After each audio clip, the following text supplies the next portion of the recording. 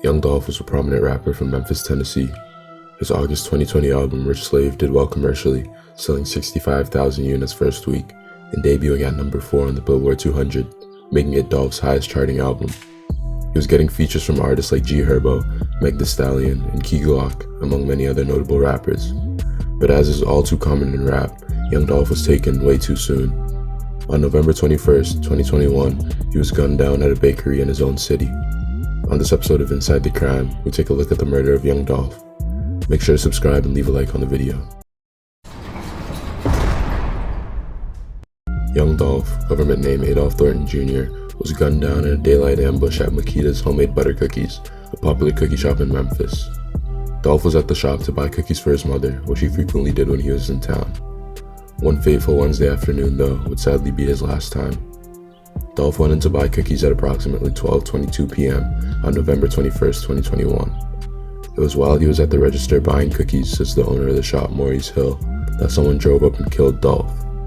An autopsy report from the West Tennessee Regional Forensic Center said that he was shot 22 times in his left chest, left abdomen, right chin, right neck, right shoulder, both arms, and multiple times in his back. In January 2022, two suspects in the shooting, Justin Johnson and Cornelius Smith, were indicted on charges of first-degree murder. Police claimed that on the day of the shooting, the two men got out of a stolen Mercedes and fired shots at Dolph. Cornelius Smith was arrested in December on an auto theft warrant regarding the car used in the shooting. Justin Johnson was finally tracked down by U.S. Marshals on January 11th when he was arrested at a truck stop in Indiana. Shondale Barnett was charged as an accessory to murder for helping Johnson evade the police. It is surprising that Johnson was free in the first place.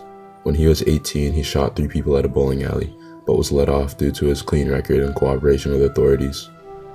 Johnson had also built up an extensive history of violence between the bowling alley incident and the murder of Young Dolph. The saying "practice makes perfect" did not apply to Johnson, but thankfully for the feds, his cooperation skills never went away.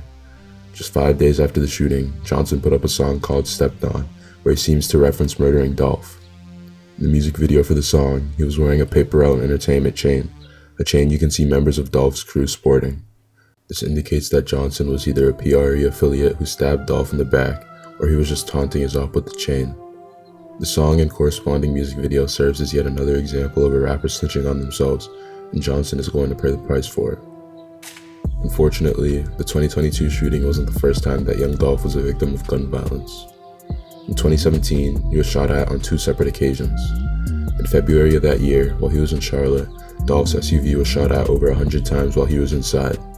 The car was bulletproof though, so he escaped unharmed.